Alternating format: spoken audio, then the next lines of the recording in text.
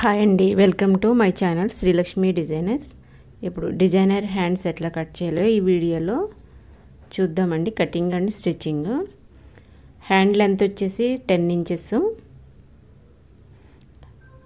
10 ఇంచెస్కి ఒక మార్క్ వేసుకొని మామూలుగా మనం నార్మల్ హ్యాండ్ ఎట్లా తీసుకుంటామో సేమ్ అలానే మనకి హ్యాండ్ డౌన్ వచ్చేసి 3.5 ఇంచెస్.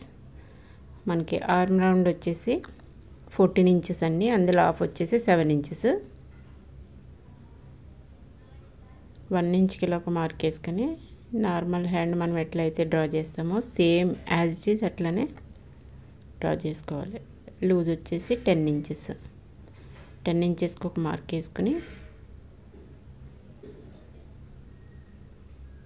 ఇట్లా కట్ చేసేసుకోవాలి. ఫిట్టింగ్ కోసం మనకి చిన్న న్యాచ్ పెట్టేసుకోవాలండి. ఇక్కడ చంక డౌన్ తీస్తాం కదా, సేమ్ నార్మల్ బ్లౌజ్కి తీసినట్టే దీనికి కూడా చంక డౌన్ అనేది తీసేసుకోవాలి. ఇక్కడ కూడా ఒక న్యాచ్ పెట్టేసుకోవాలి. ఒక చిన్న బటన్ తీసుకుని మనకి మెయిన్ ఫ్యాబ్రిక్కి ఇట్లా రౌండ్ చేసుకుంటే చిన్న ఫ్లవర్ లాగా వస్తుందండి. ఇది ఫ్లవర్ లాగా వచ్చిన తర్వాత లైనింగ్ పెట్టేసుకుని దాని మీద నుంచి రౌండ్ అప్ స్టిచ్ చేసేసుకోవాలి. అంటే మెయిన్ ఫ్యాబ్రిక్ ఎక్కువ తీసుకున్నాం మనం, లైనింగ్ ఫ్యాబ్రిక్ వచ్చేసి కరెక్ట్గా కట్ చేసుకున్నాం.